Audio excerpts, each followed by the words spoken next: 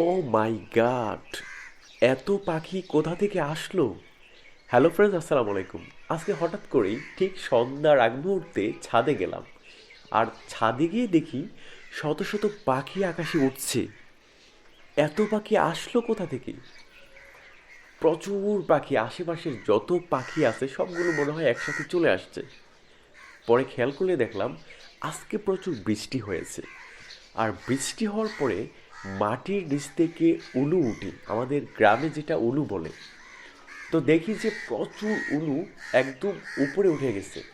আর এই উলুগুলো খাওয়ার জন্যই আশেপাশে যত পাখি আছে, শালিক পাখি, কাক পাখি, চিল, সবগুলো পাখি একসাথে চলে এসেছে। দারুণ দারুণ একটি দৃশ্য।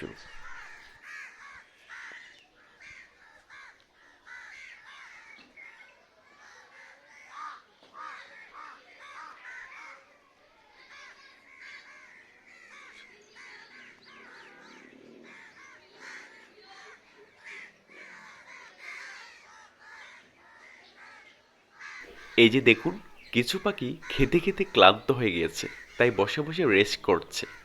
একটু পরে আবার উড়াল দিবে খাওয়ার জন্য।